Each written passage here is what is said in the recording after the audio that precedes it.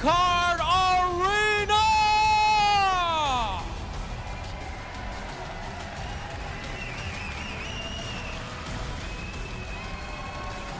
Welcome to ESL One Hamburg 2018.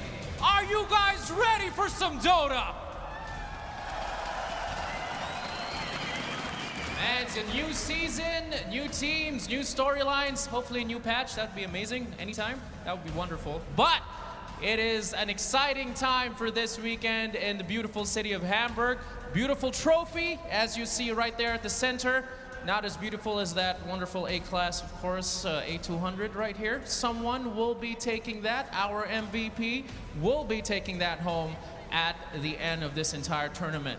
But I'm sure we are all excited to get this tournament started. Let's do this as we meet our first two teams. We got a hype NA versus NA matchup to kick things off.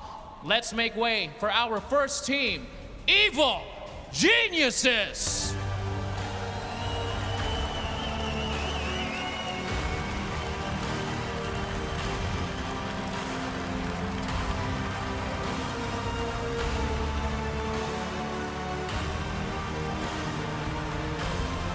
And here they are, making their way to the stage.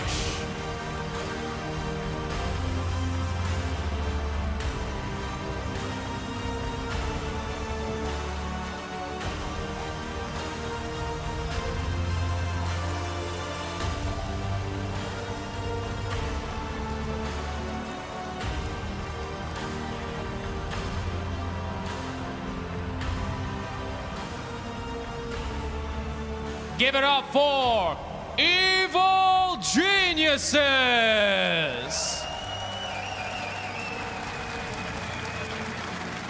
Their opponents, compLexity!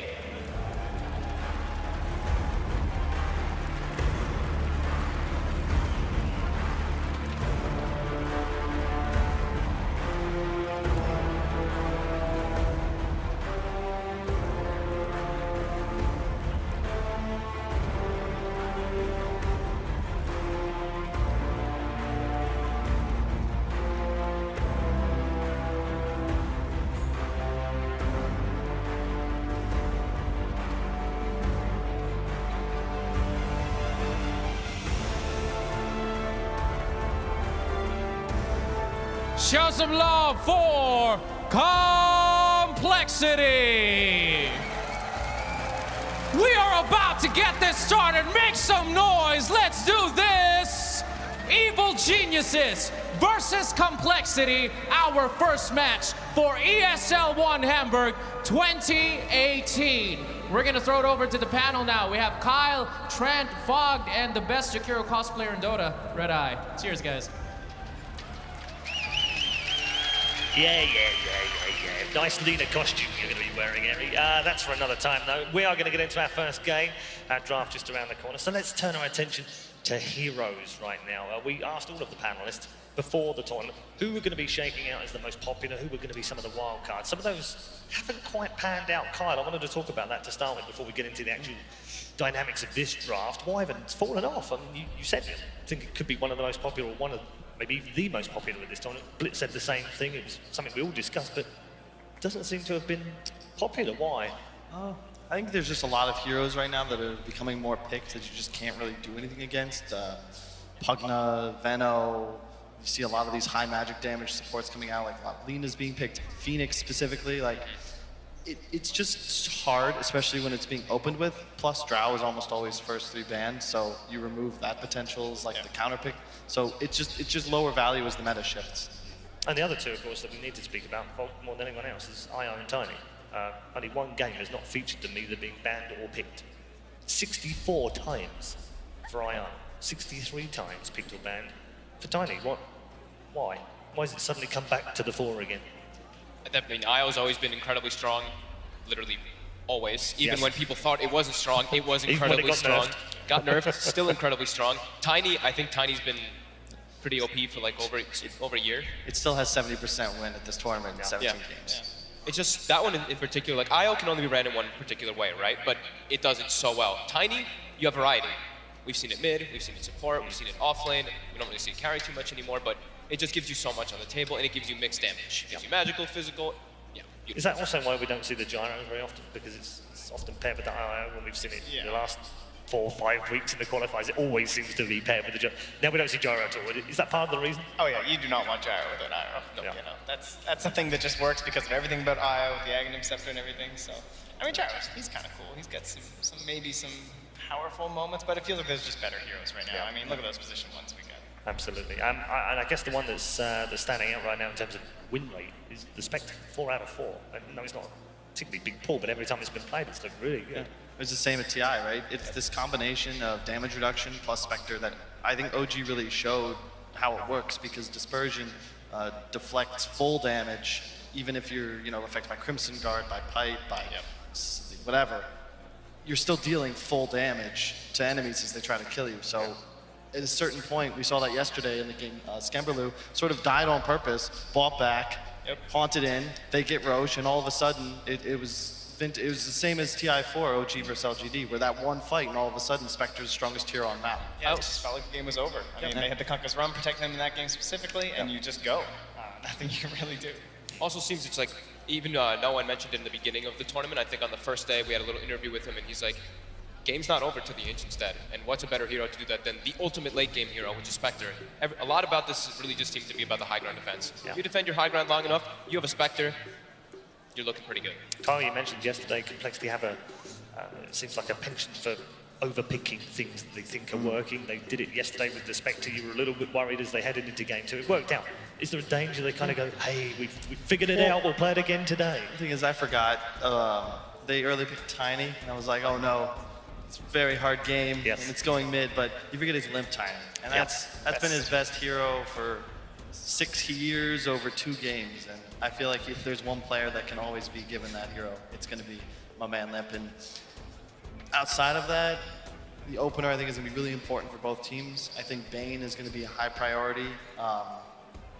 It's just lane dominance, and right now that seems to be how you take games. What are the biggest questions in this first ban phase trend? I think targeting Snake King looks to be something they're opening with for EG. I think he's looked very comfortable on the Necrophos. Even in games where he looks like he's having kind of a rough time, that idea of like the late game, the Scythe is always super valuable, and he's absorbing a ton of that attention, which of course gives more space over to Skemberlu for his farming patterns.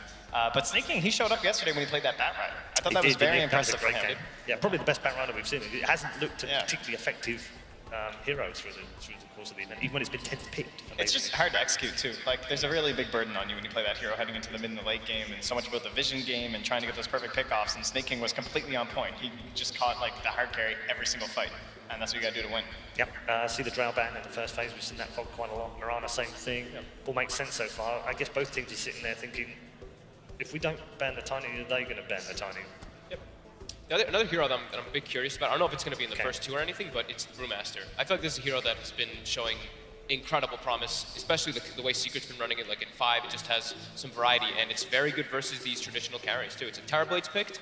Doesn't matter what position this Brewmaster is, your illusions are never going to be a thing. You're just always going to be able to dispel them. You're going to be throwing them in the air Can't during sunder either. We've seen that so many times. Exactly. This TV gets low, everyone else runs away, and it's just Brewling's killing you. Yeah. Mine are Enigma and TA. I think both these players, TA spammers, and if they're put in a situation where we see like some Lina or Invoker versus TA matchup, I think the TA player is going to 80, 20, 90, 10 that.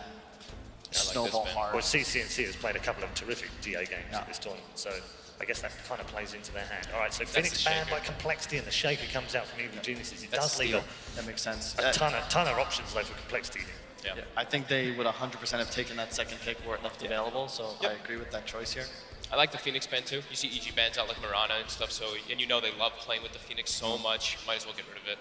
So probably Ogre +1 here if we want a GPM talent, unless they really want the Wyvern, but I think there's some value with the Ogre, even with just an Earthshaker opener, because this guy just can't deal with you in the laning phase, and that kind of gives you an edge in one of the lanes, almost guaranteed. I could see a Rubik come out for compLexity, but they do go for the Bane. And there's one we haven't spoken about, which has received a lot of first phase bans, is the Enigma as well. And it's, again, something compLexity have really enjoyed playing. They played an awful lot of Bane alongside it. I That's interesting though. So now we kind of need like a 4-role initiator for Envy. He's looked very good on the Shaker, I think. Like maybe not so much the start tournament, but it's gone later and later. He's clearly getting more comfortable on the hero. But besides the Shaker, I know he's been practicing a lot of Earth Spirit, but that won't be first phase. The hero that's in the pool that we haven't seen too much in this tournament because it's always banned is Weaver. And that's another hero. It's 8-4 this tournament and still real good. Actually, not 8-4, 9-3, sorry.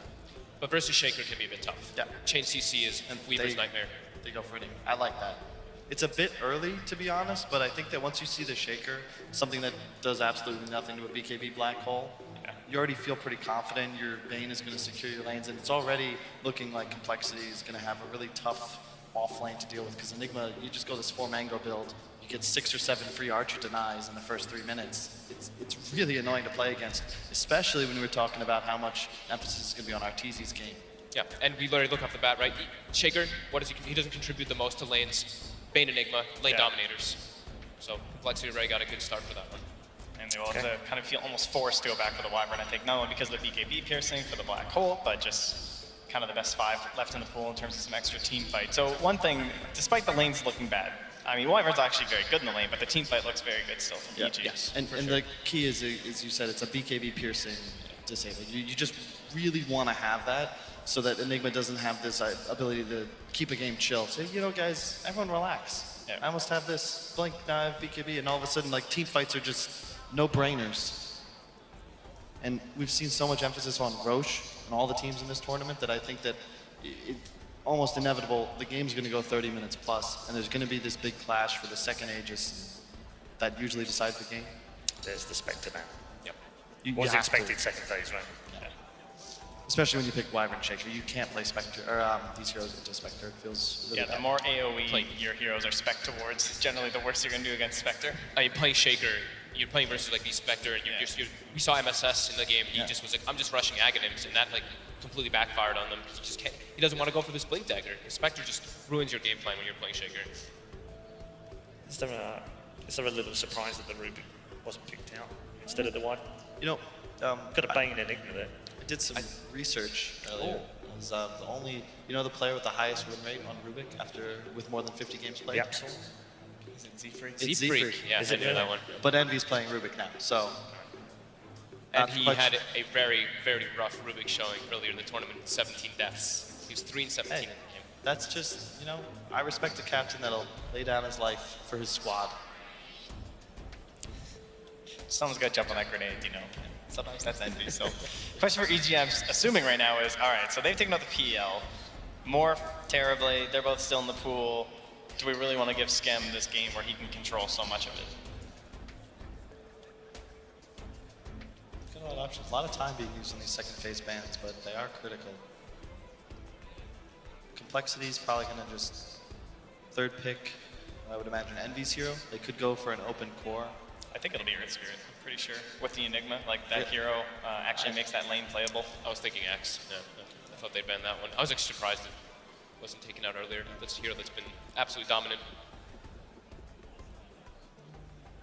They've done Enigma Undying 3 times already that I've seen on compLexity. I'm just not a huge fan of it, although that was also with, that was being played by Zach, and I believe Zach's already getting the bang, so. Actually that Panda kind of looks a little tempting. I feel like that's something Envy would like to play with the Axe being banned. Yeah, that's definitely something also he'd do. kind of okay. Yep, it's something they have played as well. Not usually with the Bane and the Enigma in the same team. They last played it, actually, I think it was day 1 against EVOS, which they lost. You definitely want something with reach. You need that initiating style 4 that has the ability to maybe not start a fight, but at least be able to follow up. It's really difficult to play Enigma if your only option to get into a fight is to walk at it. You really want to have heroes causing chaos so that you're able to, surprise them. They probably have to take the TB now, though, actually, don't they? Because they don't have 10th pick anyway. I don't think you want to take TB into Wyvern Shaker, though. No, I think it's So really it's scary. completely guarded for EG. Well, they've also banned out the Morph and the PL, though. So now I feel like it's a good-looking TB game for EG. It's just, I think like picking it right now, you're just setting yourself up to get Zeus or Pugna relatively early on, and it's really quite scary to play that, especially when you have like a Shaker as well, because it's just so good versus both. I also don't think TB is They actually good do. enough to pick that early. Okay, they did anyway, all right. I mean, Skemberlu does play a mean TB. This hero is not doing so well at this tournament. He has looked good though. Yeah, but TB has always looked good. You just rice and don't do anything for 30 minutes. Yeah, it's currently at 40% off 20 picks. I just think it's figured out when it's selected this early. I really like what I've seen VP do with it, where they usually take a mag third, and then there's this whole host of carries that they could select, and they've gone TB a couple times. And, you know, you just get this hyper carry by 15, 20 minutes. But when you pick it naked like this, how are you going to secure a TB's game? And throughout the game, you're against a Wyvern and an Earthshaker. Like, there's no real way to itemize to ensure that you don't just die to these support duos with a little bit of extra damage from the corresponding core. Yeah, and I love Pugna right now, honestly, fits perfectly. Pugna with Shaker is always going to be a very, very good option. You've got good combo as well with the Wyvern to protect you. You need this offlaner that can actually enable the Earthshaker to, like, if you can create a threat with Fisher, that actually changes Earthshaker's game so much. Like, you don't have to buy this like stout shield and just trade with somebody. You're actually like a kill threat in the lane. I don't think that's a hero. What's interesting, 1, 2, 3, 1, 2, 3. I think COL is going to do save Limp's hero for last pick. He'll take Envy's fourth, which I like. I feel like that's a big advantage, especially in this matchup, right? I think EG have 10 pick though, don't they? Huh? So they'll have to get the Limp hero, probably, if they don't want to ban. Huh? Oh. Oh, my mistake. You made me question myself for a second. No, but I mean, I know for a fact, CCC, I've seen some of those salty tweets. He wants an extra ban in all pick because he's sick of getting 10th picked against. It's got to be even more frustrating on stage. Yeah, that's true. How do you feel about this Underlord pick? Very good combos to follow up with their Wyvern. I mean, it's pretty annoying to play TV versus too, because you're that natural Crimson Guard buyer, you're the damage reduction as well. It's also the play style where Underlord, you'd think of it as like this guy that's going to sit on a tower and just run forwards, you know, tank up, but it's more of a split pusher. And the way EG wants to play this game, you never want to group up into a TB meta Enigma Ultimate. Like, you don't want to take those big team fights. You want to just delay the game, farm waves, and ensure that as minutes go by, you're getting 60 to 65% of the resources. And when you have Wyvern Underlord, a Shaker always off map, it's just very easy for you to keep your lane shoved and alleviate that pressure. And that high ground defense, Underlord Wyvern, pretty damn solid. First pick so far here at ESL One Hamburg as well. It's also a Dominator builder too, right? So they can actually technically have two different ways to stop the black hole now. Wyvern's already amazing, but he could go for the Dominator to get that control creep. Could be an option. Underlord's very good against Bane and Enigma as well. Like, you don't want, these heroes hate being ran at, and Underlord's just a bully. I love the Dazzle pick though. That's so good. It's great synergy with the TB, and the one weakness right now, the EG lineup, all very low armor heroes. They're susceptible to this high physical damage, and Underlord, you know, if he can't man up on you, you're gonna feel bad. You don't want to play this hero forced to flee because you're ticking down to a weave. So a Lena for Evil Genius is now so much follow-up for the curse. That's looks like what they're planning on heavily, but I am concerned a bit, at least for the Underlord. The Dazzle is the king of destroying these melee offlaners. Especially this Q build that's popular now. Like, you just click him. He's got, what, 1 base armor? It's a really difficult matchup, especially in the laning phase. Do we just get rid of the TA now? 100%, yeah. Yeah. That would definitely be a very nice, like, kind of speed game from Cole. I think there's some issues right now, though. Like, it's 100% unsnaking, basically, for these team fights, right? Because they've gone with a Bane and Dazzle support duo. There's, like, 0 team fight in that sense coming out from those two, like, any sort of control.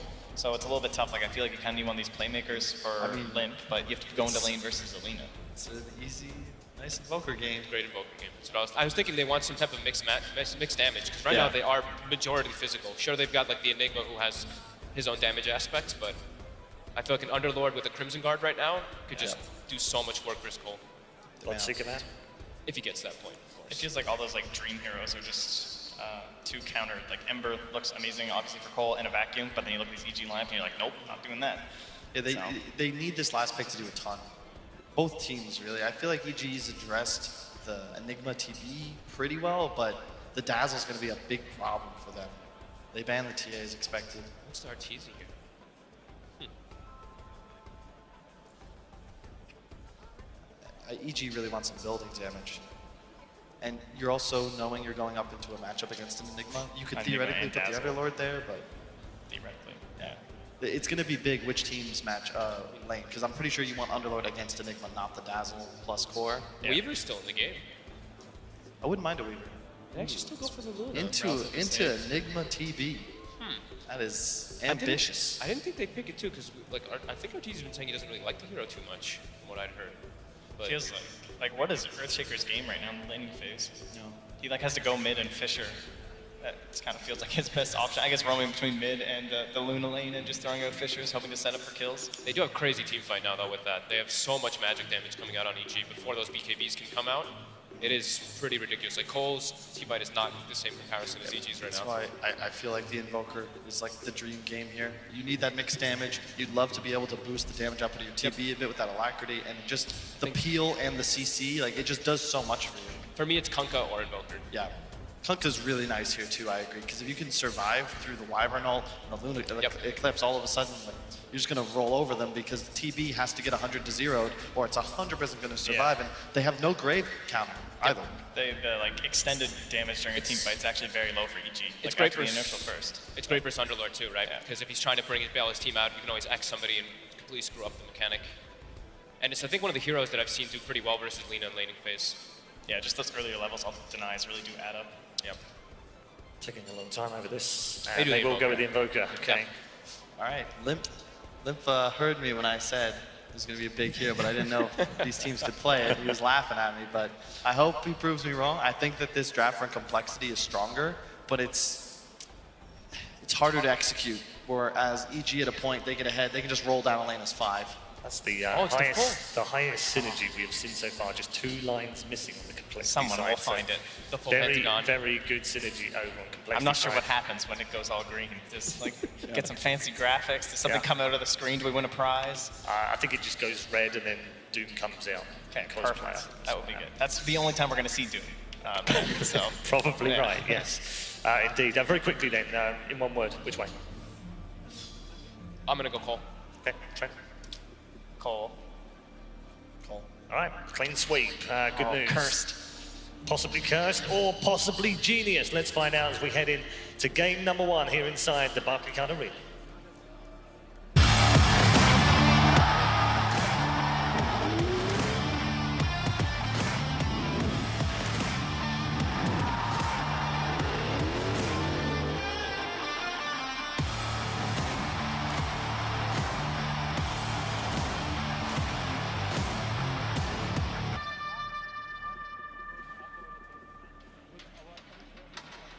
Welcome everybody to the first match here at ESL One Hamburg. For the main event, we have compLexity facing off against Evil Geniuses. Seems like our panel really heavily favoring that compLexity lineup. It seems like Kyle has drafted this narrative that they're always going to be able to come out in that first game looking good because they've put in the research. Do you agree?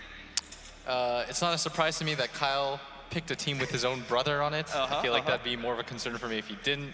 But I sort of agree. I think this is a very good TB matchup. At the same time, we have seen Luna win versus Terrorblade in this tournament already. I think it was Vici versus Secret.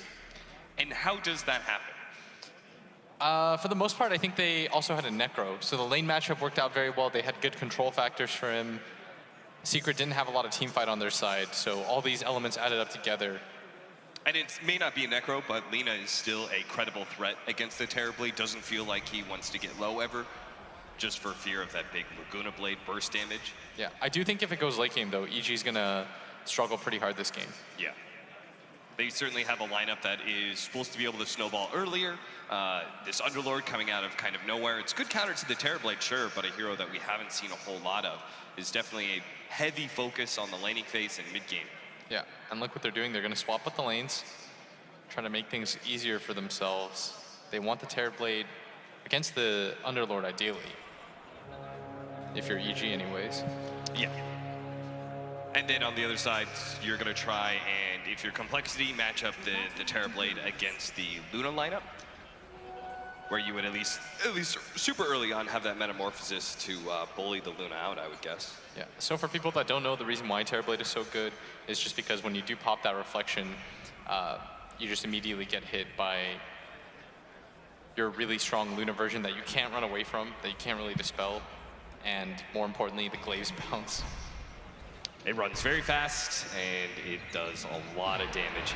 We're going to see EG try and cut off compLexity here for being able to get to that first lane of creeps. Yeah, it's crit. Gonna start bottom to begin the game, but ideally he rotates mid as often as he can because I think it's very easy to kill that Invoker with some help as S4. The first meta is always gonna be a little bit rough for him. Now this seems weird because you do have this sort of aggro tri lane, but you're matched into Enigma. So not only are you splitting experience with 3 people, but you're also going to be having half of your range creeps be denied. He can't really go up to that top lane, won't be able to help out the Underlord, so it seems like he's just going to be constantly rotating between mid and bottom. Yeah, I'd imagine what he wants to make as a play is he's going to let Lina hit level 3, get her stun, or at least 2 levels of the nuke, then come mid and try to set up a kill on the Limp, who is going for the Quaswex build, and I think that's in response to the fact that he presumes EG's lineup is going to try to be aggressive and push. That's usually what you do when you have an Underlord on your team, and I think Quaswex Invoker is one of the best ways to deal with Underlord. Get hit by a Tornado EMP, you no longer want to take those team fights, no longer want to go for those pushes. Yeah. He's also such a slow hero, Underlord. It's not easy for him to evade it, as he's also getting tri-laned to Look at Z-Freak. He just goes behind the tower, doesn't really seem to care. They want to try and push him away from this creep wave as it does begin to die underneath the tower. They want to starve him all that experience. That's why maybe Crit's going to go over, but bottom lane, you're going to have your first blood potentially. Snaking is going to die to RTZ. First blood goes to Evil Geniuses. And at top lane, Z-Freak taking a lot of damage. Of course, S4 can't really do anything to help. But the Fissure, that'll dissuade them from getting aggressive here as Skem chasing down S4. He is starting to get a little bit low, but they're just trying to protect the creep wave so that nobody can farm, and that's why Crit is up here.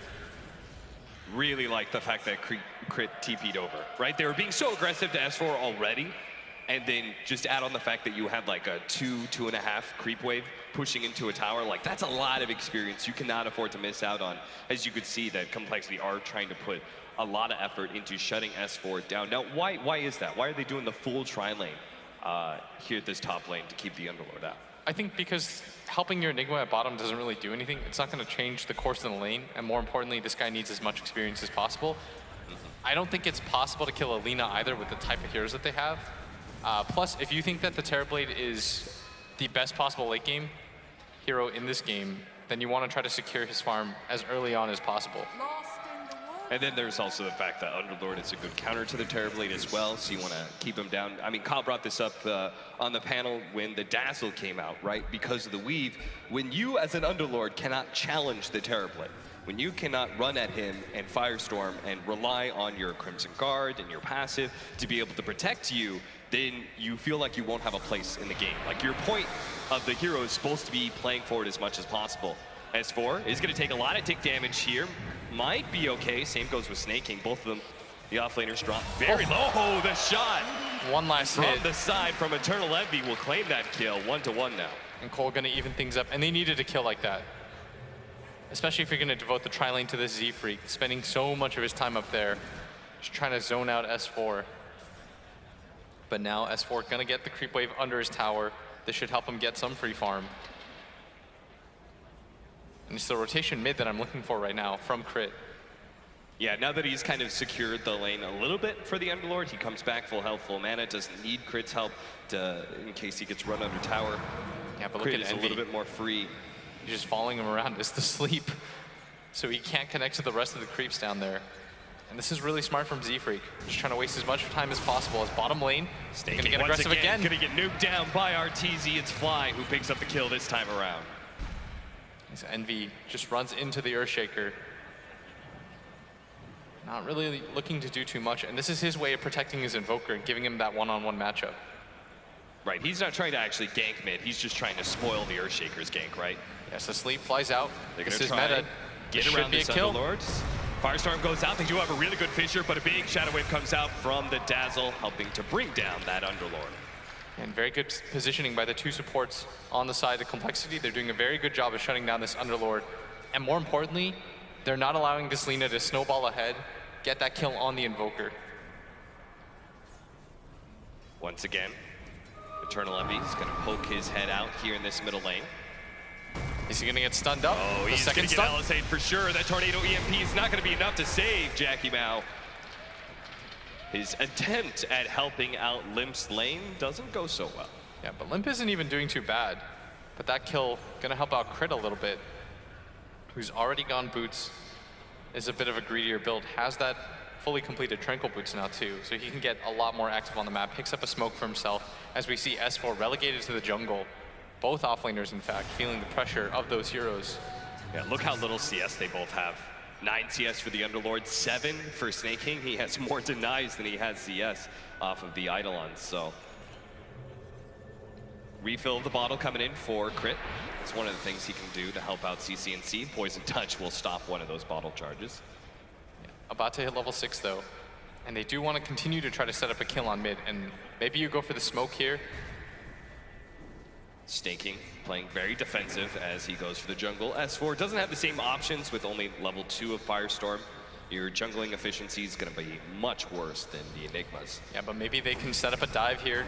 While they see 2 supports atop, they should make the move on to mid at the same time. S4 may not have a way out of here. Tries a Quelling Blade through one of the trees, blocked up a bit by Eternal Envy. They're going to try and surround him, gets the Shadow Wave off, and that'll be the kill. And our supports on the side of Evil Geniuses do not go for the dive on mid lane, as you predicted. They, despite seeing the 2 supports, despite knowing it was going to be 1 versus 3, they don't see the opportunity. And the deny onto the rune. I think NVTP, presuming that they would make that sort of move, and he was being just proactive on the map, which I really like. Yeah. And even if it doesn't net him anything, he does get the deny off onto the rune, and this is going to waste us the time of both Fly and Crit. Yeah, I can't really, they're not being too effective in ganking mid or shutting down this Enigma. As the every single time they approach the Enigma, he just throws the Eidolons on them. Yeah, and the Luna and the Terrorblade getting equivalent amounts of farm, but they've done such a good job of just shutting down S4, and we know that Underlord isn't the easiest hero to come back on, because you just need a farm. You don't really have a lot of avenues back into the game otherwise. You can't really go around ganking the map, and that's why I think they picked a very active mid. Imagine you were an Invoker player, Blitz. Who would you rather be in this game? Would you rather be the Lina or the Invoker? I think my job as the Invoker would be a lot easier, as up atop S4 might just go down for the 4th time. He's going to get funneled into the trees, giving up his life to the Terrorblade, and the tower might go down shortly after that too. Both safe lane carries are trying to take that tower out.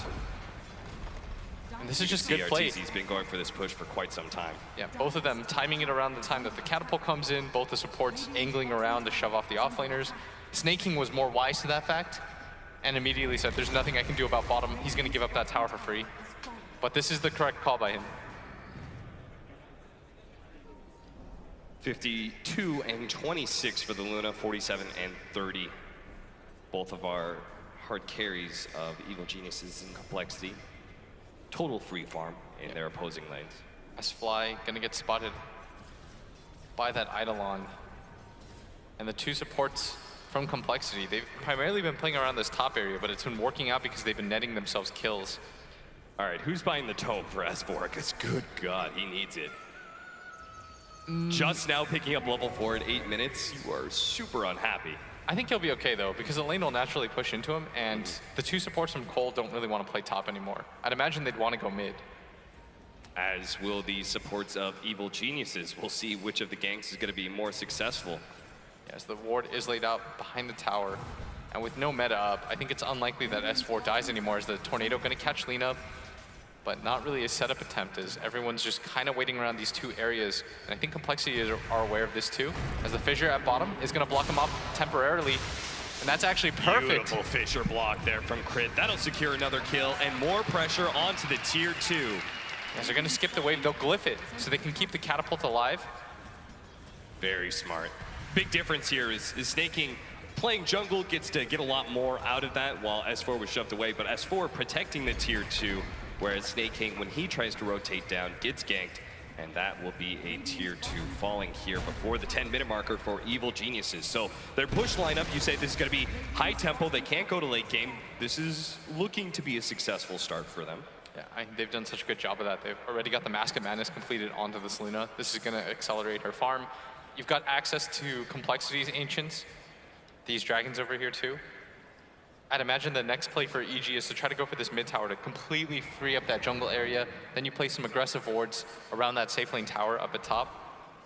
And that'll be the true test for the rotations of Evil Geniuses and like how they actually get a successful gank off. Taking that tier 2, you know, that's small potatoes. You get a kill on an Enigma, it's a free tier 2, but that mid tier 1 against an Invoker that's pretty farmed to compLexity, you're gonna put a lot more resources in defending that tower as well. Look at the smoke. That's an interesting one. right around the 10-minute rune spawn. Limp, they're not going to get there in time into that high ground area. They want to try to catch catch somebody. To CCNC. That's still going to be perfect. Managed to get the Tornado EMP, pop that Metamorphosis to make sure to get the Lina kill, and see if they can start marching down that bottom lane. Yeah, and the rune is still up there. Both teams assuming that they had gone for it already. But no one really grabbing that. Some sort of weird standstill. That was a very unique maneuver. We don't often see that kind of rotate your carry into mid, smoke, and then you smoke into the bounty runes on that side of the map. Usually it's you invade the enemy jungle, right?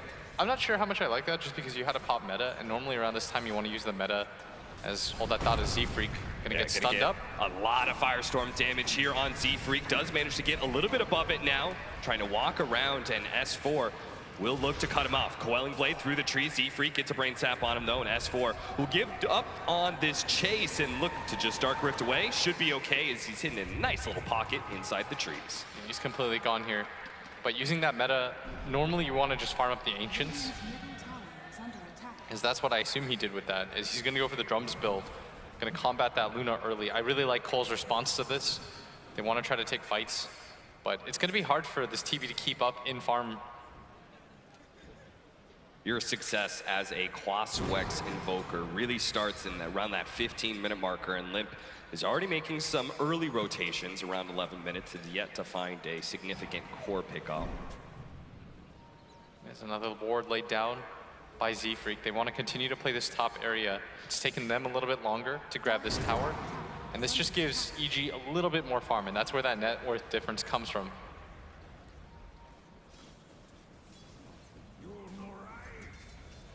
S4 just hits level 6, continuing to struggle.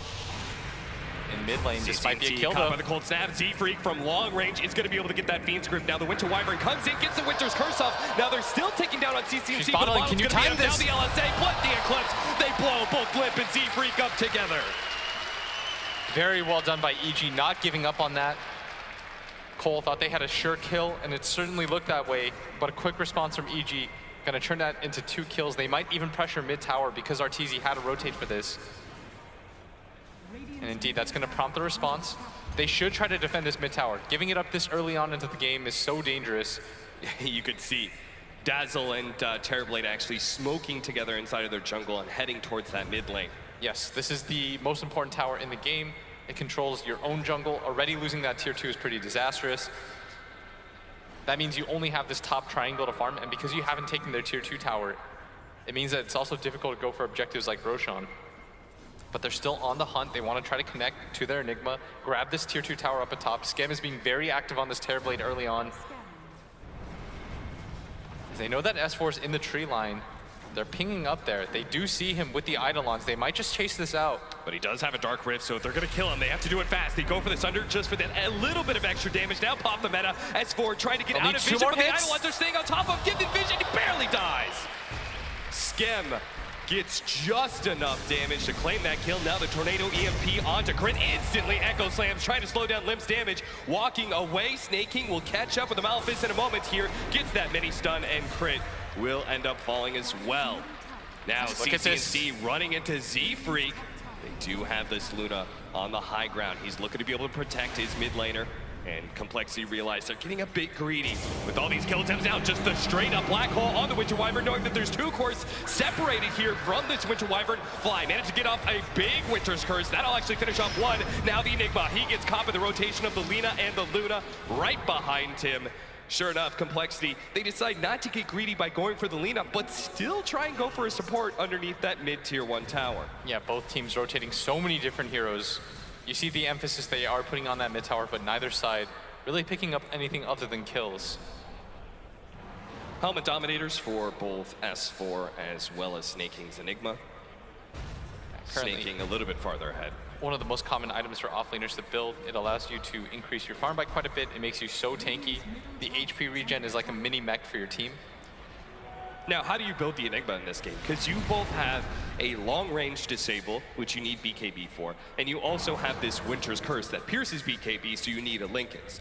Do you just build like the sustain build that we've seen from some Enigmas, and you just kind of like play the front line and never look for that big black hole? You just kind of use it as a as a measure to force something out of Evil Geniuses? I think I still like going for BKB Blink this game. Okay. Just because of how low Luna's range is naturally, I think it's going to be very easy to get black holes on her. You just have to be very patient about the Winner's Curse.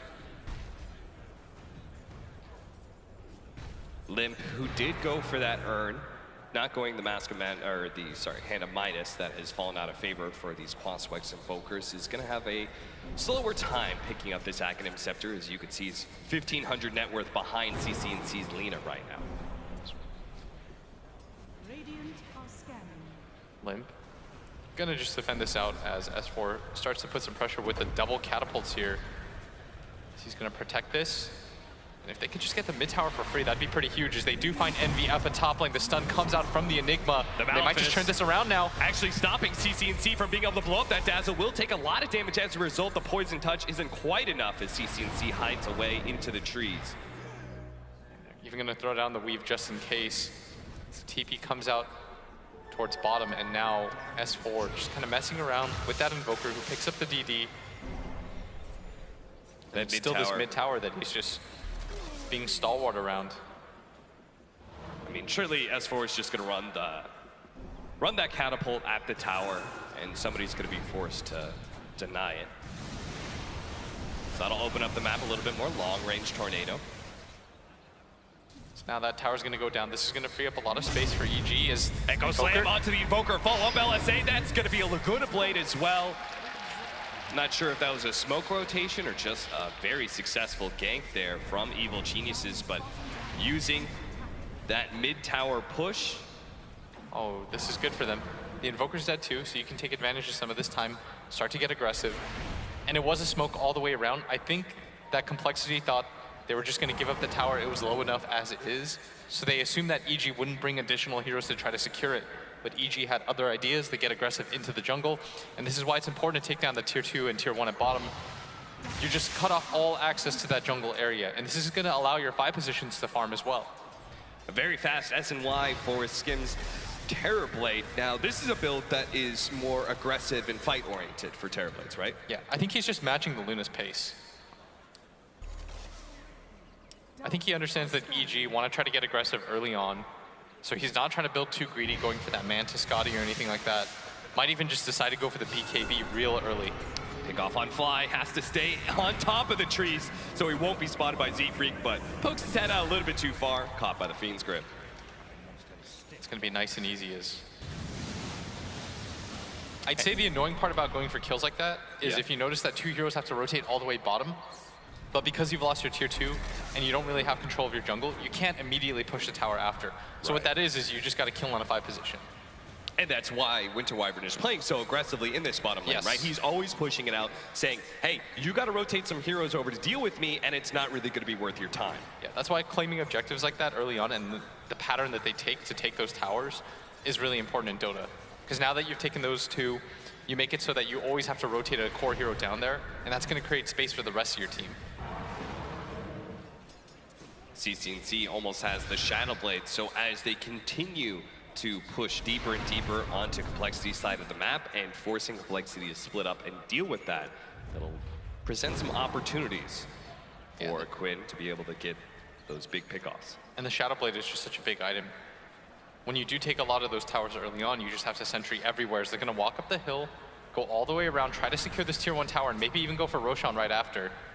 Rotate onto the high ground. If they could kill Snake King, it pretty much kills compLexity's opportunity. Yeah, but he's going to be real patient. Look at this. He's just using his creep. And now they're going to know about the CCNC, obviously hurtling fire from the fog. That'll tip off Snake King. But it doesn't look like compLexity are going to be able to... They neither defend this offlane tower, nor do they get a tower of their own by pushing mid. They are beginning to formulate some sort of response here. Snake King with the Blink Dagger from now behind Evil Geniuses could be a big opportunity. Tornado, Midnight Pulse goes out. That's going to be able to stop Crib from being able to blink forward. The Dark Rift, they need to be able to get everybody out of here, and they do! Out of the black hole they go. Only CCNC who's left. It is going to be a Fiend's Grip into the Winter's Curse, stopping that one. CCNC is so fast that he should be able to get away now. Throwing some spells away, using that movement speed to his advantage. Evil Geniuses, a clean retreat. Oh. That That was absolutely perfect. And S4 read that situation perfectly. Once he saw the Midnight Pulse go down, it was panic mode for him. He said, guys, gather around. Let's get out of here. And they're trying to secure that tier 2 tower up at top so that they can go for the Roshan play. But instead, it's going to be compLexity getting aggressive. They don't even have Black Hole, and they're going for this. This is quite dangerous as CCNC. He's going to walk in. He's going to jump in. He will be able to get the LSA to start things off. Crit actually blinking backwards on accident. Didn't get the Echo Slam initiation. No. That would have been a sure kill on both those heroes, but they're going to walk in. See that Roshan is quite low.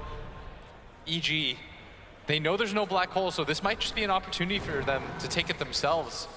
Oh, Crit, he had the opportunity. That would have been 2, maybe 3 kills, an easy Roshan. That would have made the game for Evil Geniuses. They still might get something here. He is searching. Trying to go with the Misses on the fissure. onto Skem, but Skem is still isolated here, hit by the beam, slowed down for a moment. Yule's LSA, and they're just use all the damage that they have to make sure he dies without getting a Sunder off. They should go Roshan right now. It's around half HP. Your Underlord's real good at taking it. And compLexity. I mean, that's such an envy decision to go for those surprise Roshans, as here we see again the immediate Dark Rift pop. That was so beautiful by S4, running into the Black Hole willingly to be able to grab his allies and pull them out of danger. You could see the way Snaking, when he popped that Midnight Pulse, he instantly tried to target the Earthshaker, knowing that that Blink initiation was going to be the best thing that Evil Geniuses had going for him when it comes to the offense, but the defense and the Dark Rift proved to be even more superior. Yeah, and during that time, they did pick up the Aegis, as expected. compLexity not having the firepower whenever their Terrorblade is dead, mostly because we do have a Quas Wex Invoker that just means you're going to have a lot less damage. Your Terrorblade's gone, or Metamorphosis is on cooldown. compLexity really cannot fight. As the Aegis now is going to make it pretty easy to be able to take these engagements, and although Terrorblade is very good against the Luna, when you're this farmed as the Luna, you've got the Aegis, things are a little bit different. You need the game to continue on. S4, careful, my friend. They're on the hunt. He needs to be able to Dark Rift as quick as possible, but he's disabled before he could do so. The Sunstrike, well, Limp will take the kill for that one. A decent pickoff. That's not the Winter Wyvern. It's at 3 position, who's worth a chunk of gold. They're probably just going to go top, though, Yeah. on the side of EG. As CCNC already prepping things. They don't need their Underlord to be able to fight, especially with the Aegis that they have. Oh, no, wait, and they know Envy's there. He's going to get hit by the nuke. Raindrops just proc out. They're and going to chase him down. Eternal Envy. Hello, Jackie. Why'd you put yourself in this position, my friend?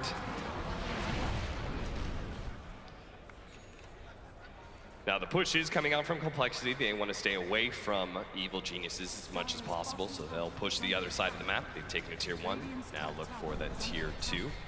He is going for the Blink BKB. I think he understands the position that he's in. Things have not gone so easy for his team.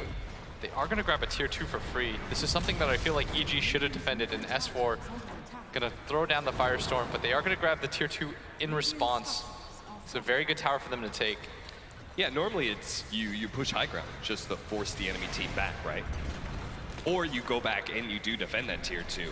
Evil Geniuses didn't really do either one. It looks like they still have enough control, and compLexity is still scared enough that they won't be able to defend this mid-tier 2, and that'll be the last of the Hammer Towers. Oh, But the last second, well played, Lim.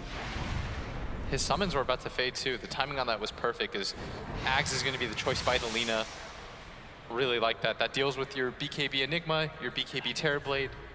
It's such a, it's an item that just secures the absolute kill.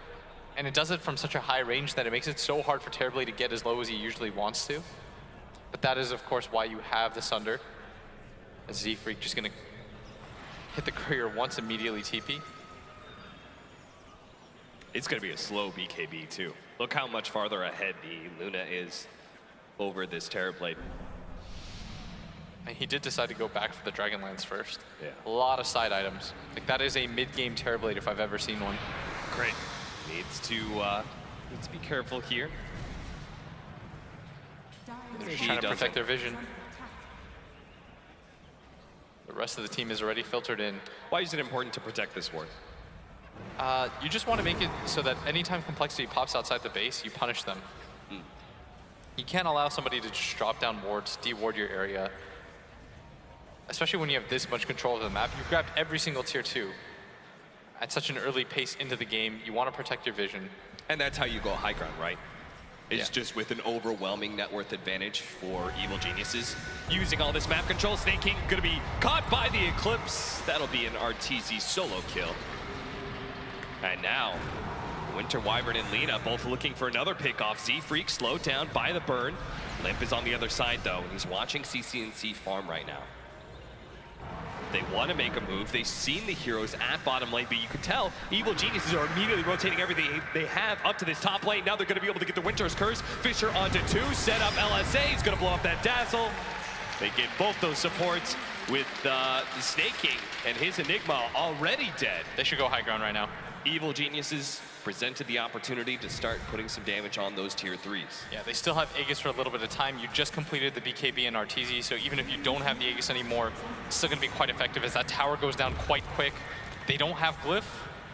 And as soon as the tier 3 is down, you're going to get those bouncing glaives on the buildings, and that's pretty much a near impossible defense. And for Skem's going to come compLexity. back for this. Gonna try and get the tornado, doesn't hit anything. That'll be just a range Rex. Evil Genius is going to play it very safe.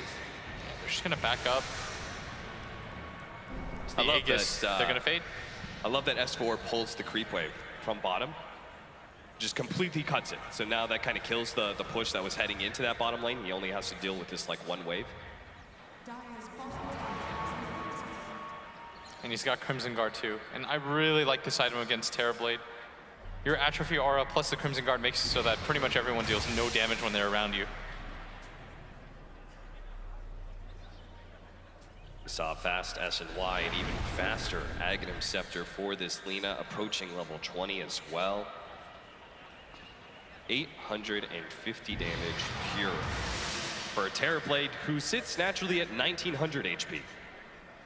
Give you some context, I mean, that just means that as soon as he drops down to below half health, he's got to be fearing for his life. I really like the item against the Dazzle Grave as well, because you just have to, you're prompted to use it at such a high HP range. Right. That it removes the effectiveness of the item anyways, or the spell. But it feels to me like compLexity just straight up cannot fight. It's not a possibility until they have this BKB for a Schem, and it is coming very soon.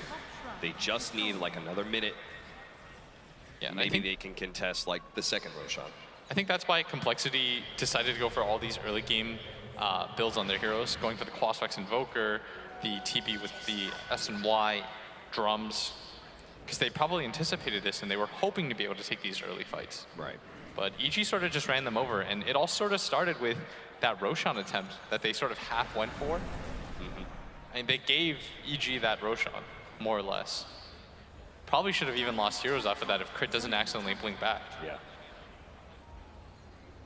Felt like the very efficient trade-off where Evil Geniuses took that tier 2 was like another very key moment for this game. Evil Geniuses were just able to start getting into a pattern of out-farming compLexity. They're sitting at 14,000 net worth lead right now. Yeah. Also, the type of heroes that they had, giving up that mid tower, I think was a huge mistake. As it's just Fly around this area, he's going to drop a ward right in front of him. What's your response to this if you're compLexity? Because you have no vision, you can't really go up onto the high ground area blind. And this is why protecting your wards is such an important point. Because you know now for a fact that Cole didn't really walk past this area. They're smoked up, the smoke is immediately going to break. They're going to try to go on to S4. That He's is the wrong target. Not the hero you wanted to run into. And you see the space that RTZ's playing. He's playing around his ward vision. He's making sure that he's around it at all times. He's creating this barrier with S4, and he wants this Terrorblade to run into him first so that he can't just get that free reflection off on him. And that's what the Lunas are doing very well in this tournament against the TB. Look at them as they hit that mid-tier 1 tower. Well, Evil Geniuses are just cutting off all the creep waves. They're putting some pressure into the base. compLexity are going to have to come back, and they're going to have to come through Evil Geniuses potentially. RTZ is going to be spotted here. There goes that reflection. Doesn't misses actually get it on onto him. Luna. That's going to be real bad. They do manage to get a Yule Scepter onto He's Luna, gone. stopping the reflection, but the Terrorblade's already dead. The burst comes in on the right-hand side. They're trying to blow up the Limp Invoker as well. Looking to be able to get away. Blinks out. He's going to be fine, but can they protect their base? Evil Geniuses, they've already dealt with that range Rex quite early. Now it's going to be the melee and probably bottom lane push. And it looked like Envy was just out of range. He only has that single level. We saw him last time. He actually built Ether Lens just to help with the Shallow Grave in that distance. But this time the Yule Scepter Limp's gonna come in from behind, trying to find that opening with a buyback coming out from Scam, but this alleviates the opportunity. They're going to be able to just go for the Dark Rift play, try and get out of here, throw it up in the other tornado. Just gonna Three walk of them in. manage to get out. Winter's Curse slowing down the pursuit as well, so the supports will be able to get away scot-free as well. compLexity. That was just kind of an ill-timed initiation. They needed to be able to initiate and then buy back TPN. The moment you hear that buyback timer, S4 knows it's time to go. Yeah, this is where the Underlord's been very effective. In the fights, in the laning phase, not so much, but just being able to get his team out, reset things for everybody has been such a big tool. And it seems like Underlord is particularly effective against such a cooldown reliant lineup in compLexity, right? Like every time they pop a meta or a black hole, they're gonna just walk the creep and they know. They have to go for this because they use meta buyback. Second time crit, surely this time you're gonna be able to do it. Fisher, not gonna try and blink in, Tornado's gonna come out. BKB already activated by Scam, and there's gonna be the Cold Embrace onto that Underlord, so they can't put the immediate damage onto him. That BKB is gonna wear out eventually on Scam, and S4 is still at half HP, thanks to the Crimson Guard. Now Scam no longer having that magic immunity, has to run away from the Eclipse of Evil Geniuses. Arteezy, not able to run anybody down either. So both sides left in kind of an awkward moment. And the Courier does die. Crit blinks back, is gonna get Force Staff, was stuck for a second as both teams eyeing this Roshan. And compLexity, that's the second time they wanted to try to make something big happen with the meta that they were forced to pop. And that was the buyback on the Terrorblade too. And I don't necessarily disagree with that attempt, just because I do think they had to go for broke. But every time, like sand slipping through your fingers, Evil Geniuses always able to get out of these team fights when it looks the absolute most hairy. Now they're gonna go for a long wraparound here. They may not have the meta, they may not have the BKB, but they know they still have to try and take a fight. They can't afford to let Evil Geniuses get Roshan round 2, but now they're gonna be spotted. Fly managed to pick up already the kill onto Z-Freak. That's gonna be a 4 versus 5. You attribute that the meta, a big part of the team fighting power of compLexity, it seems like there's no way they can really take it anymore.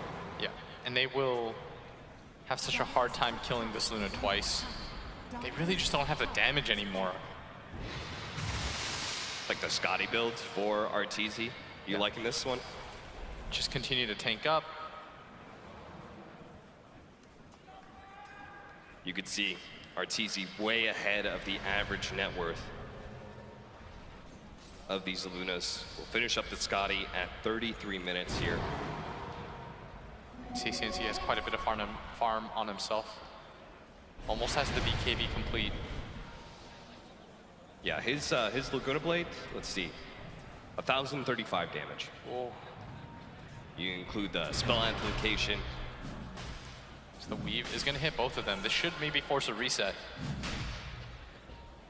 Evil Geniuses, there's no rush, right? No, you have so much map control that you don't necessarily have to just walk into the pit. That could potentially be the only way that you really lose this game if you give the BKB Enigma a free black hole.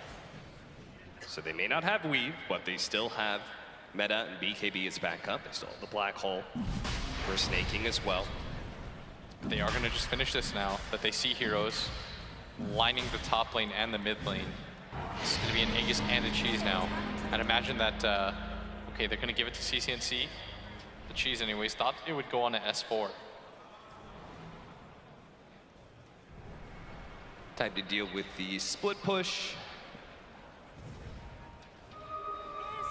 So this next push, it's just gonna look like Arteezy's gonna be on the front lines, right? Ready to just trade his life for damage on buildings. Yeah, and then the second life, they can Dark Rift him out. Yeah, and he's got the Scotty finish too. Has put his boots away. He's got Butterfly, so he's moving fast enough. As the Linken's is gonna be the next item pickup by this Enigma. So once he grabs that, not a whole lot of ways for them to deal with it. And that's the point that maybe compLexity finally gets stronger team fight, right? They still have a problem with the Dark Rift. They still have this problem of him being able to bring everybody out of the black hole and into their base, but at least they will have a uninterruptible black hole. There's one solution. You could go for the Lina ult first, since the Aghanim does pierce the BKB. Then you go for the Winter's Curse after that. but that would require both those heroes not to get black hole. Yeah. And the way that you make sure that doesn't happen is you just send your Luna first.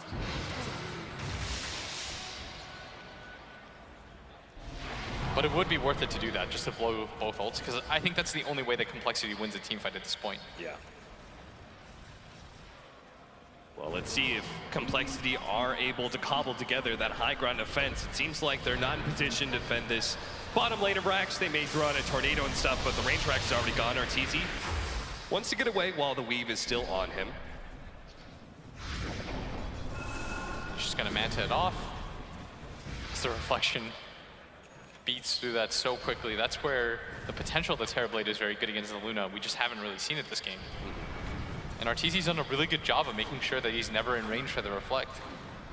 He doesn't play directly alongside the Terrorblade at any point. All right, well, that was the Dark Rift. That is the Dark Rift on cooldown, so this is an opportunity for compLexity for sure. They can't split push and force Evil Geniuses off of this high ground. But they may be able to take that one big critical team fight to turn things around for them. It's going to be all up to Snake King. The Tornado setting things up. They are going to have the Meteor over it. RTZ boosts his way through, finish off the melee Rax, or tries to. The Glyph is going to go down. Skem. And look at his illusion just go to work. The last little bit of damage needed. RTZ will brave the high ground to finish it off. Evil Geniuses now backing up and resetting. They should be pretty emboldened by that. compLexity just watch them with all 5 heroes up, take the Rax. They're gonna spot the Bane, trying to make moves right now as he is gonna get spotted, crit. Gonna catch him with the fissure, even gonna try to go for the invis runes so that Z-Freak can't. Z-Freak unable to grab it, will get picked off. And we still do not have that Linken's. I think that's what compLexity is waiting so long for.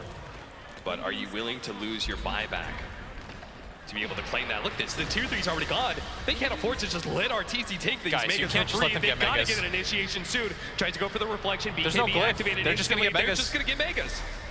compLexity, no defense whatsoever. Now Skem. All right, they don't even go for it. They're like, okay, we took Megas. See you later. And EG, they have to be pretty surprised by that, even if it's a 4-on-5. But Envy has been in these positions before. And this is really when he turns on his gameplay. I'm not sure how he's going to be able to make big 50-50 plays as a Dazzle. But maybe Skem can do it for him. And EG, they've got a lot of wiggle room now. They still have the Aegis and the Cheese. And I'd like them to just continue to put the pressure on, play aggressively. Well, they've got 45 seconds for the Aegis. RTZ could just run at the tier 4s if they wanted to. And he's entered the base now. Fly's pushing in this top lane. He's just hitting up. Hitting some huts. We'll be able to start getting some bouncing glaives onto the tier 4s. Oh, jeez, look at that Terrorblade, already taking so much damage, and they have to shallow grave him just for fear if he's going to get Laguna Blade, but it's not him, but Z-Freak who's going to get taken out almost instantly by that pure damage. Now RTZ. What's your response to this? Throw out a Meteor, trying to put some damage onto RTZ. The Aegis is going to wear out quite soon if they could just time it. Maybe they could get a fast kill onto this Luna as the Aegis expires. They need to be able to stop him from just running away. As that Aegis expires, he gets back up to full. And it does fade. Now the jump in, Skem in a bit of trouble. Trying to threaten him. Ooh, they actually jumped into that. Now the pit is going to be controlling up Skem. They've actually managed to get a Sunder off. Ortiz a little bit low. Black Hole dead as well. They're trying to lay the physical damage onto him. They do. Finally, no! The Golden Brace is still there. Arteezy is still alive. Now the Echo Slam. Stopping Skem. They're going to take him out of the team fight. No buyback there. Arteezy will survive, and Evil Geniuses will take game 1 in style. 11-22, a very patient game played by EG. No real big mistakes. No. They were very formulaic. They did such a good job of securing the towers that they needed to, the mid tower being the big one. The free Roshan that they were able to grab the first time around made such a big difference too. Incredibly clean game for Evil Geniuses in this first round against compLexity. Kind of sets the stage for good things perhaps for game 2 as compLexity as we've seen throughout the group stage, they come into it with a strong plan going into their draft. They take game 1, and then game 2, they usually lose. Now, already an EG victory on the scoreboard. compLexity fans gotta be a bit worried. Yeah, they have been put into this position before, though. They fought for their lives in that series. But what can you do? Second time around, compLexity are going to have to fight against the brink of death here at ESL One Hamburg. We'll see what the panel makes of it, see if they can change the draft a little bit. They were all so favorable of compLexity as they were talking about the drafting that they did, but didn't work out for them here in this game 1. Indeed it didn't. Evil Genius is then taking game number 1. Very patient play style, very well done from EG. They've been very good in game 1 so far here at ESL One Hamburg. It's proved to be exactly the same thing again. We've got Kyle, Trent, and Fog to break things down for you. On game 1, Kyle, initial thoughts overall? Good performance by EG. Yeah, game really didn't shape out from the start the way I expected it to. I felt like compLexity kind of shot themselves in the foot the way they laned that. It's fine to leave Enigma on an island, but you got to get him to level 3, level 5 first. Instead, he's just essentially fodder for the Luna Wyvern. They then lose both safe lane towers in 10 minutes, and you just can't give EG like a free game. Did it feel like a free game? I mean, it felt like they were almost like comfortable with it. Like, okay, well, RTB's getting really farmed, so this must be okay at this point, like versus the Luna. But I think it showed that EG were much more ready to start playing around it, probably because they didn't have like an Invoker in the mid lane who takes a little while longer to come online for Limp. Like, there was a ton of burden on him in that game, whereas I felt like EG were just like, okay, sick, our Luna's ready to go. Let's go clear up these towers, control the map, and from there you just have a TB sending out illusions, trying to keep up the net worth, but can't really compare at that point. Yep. RTZ pretty much got given. I mean, this is what I was saying that I wanted Arteezy to have right before the game started. He got given the absolute most free game because looking at Cole's lineup, their playmaking actually gets really difficult because like Bane, Dazzle, Invoker, if the Invoker just doesn't get off to a great start, his hunting starts just dropping very, very quickly. So we did see that start happening very quick, and Arteezy just farms. And then we look at the EG lineup, and they have great ways to spam out the waves and protect Arteezy just to farm the jungle. Lina pushes out waves, Underlord pushes out waves, Wyvern pushes out waves really hard, and Crit always seems to be in the right position at the right time. Yeah, I want to bring up Crit. That's the 9th consecutive win for Evil Geniuses using Earthshaker. They've not been beaten to 10% 9 months ago. Good reason to first pick By it. compLexity, funnily enough. So they're obviously comfortable. Is this the new Earth Spirit, Kyle, for Crit? Could this be his new signature hero? I mean, it feels like it's every 4 players' signature hero. It's just good. How many heroes provide 4.5 seconds of lockdown? More, actually, 4.75. Like, it's not, I'm not gonna say it's not balanced, but, you know, when you have a combination of heroes like Falk said that can all just shove lanes, Crit's game is free. You just run around, you're gonna have tons of information thanks to the waves hitting enemy towers, and it's just like an easy way to play Dota. Yeah, get some tinder out, you know, line the stones around, start a little campfire, Oh, you're that just kind of chilling. timid, yeah. That's not where I thought that was going. Yeah, Just not where lots I of people thought trying that to was farm going. waves, so you guys, come on now. Good, Yeah. all right. Well, on the subject of campfires and what have you, why don't we get some weather? Weather in the form of Dota weather, because we have the one and only Purge with us. Hey guys, how's it going? Happy to be back here. Something I wanted to look at was how well Arteezy did. It all came down to how the laning stage went and started. So something they did that was really hard to catch, but once you look at the replay, it's a little easier. They guaranteed that they got off to a good start in the off lane. And one of the things they did was Arteezy was blocking the lane, and the supports did everything they could to zone the heroes from the lane for a brief moment. And in the meantime, Arteezy lets the range creep through first, which means that that's going to die really quickly. Now, the time that this gets denied is before the enemy heroes are even close to the lane yet. So even though Enigma normally is going to deny farm from your enemy carry, they're able to get this nice level advantage here at the start of the laning stage. And because the lane does eventually push, Envy just goes to the top lane thinking, oh, my Enigma is going to be completely fine. But the problem is that by the time that the wave does get under tower, they still get some of the last hits, and they also eventually transition into the lane pushing again because it was under tower, and then it's just snaking completely zoned. And if you take a look at the mini-map down there, he's actually just sitting super far away from the creep wave the whole time. So that little movement with the supports, pushing the enemy heroes away, getting that range creep denied, led to this moment here where they got a fast level 2 and they're able to kill snaking. And from here, Arteezy just got complete free farm and kept getting kills until it was 5-0 and 5. A huge advantage for him, and it really helped him keep his farm up. Good stuff.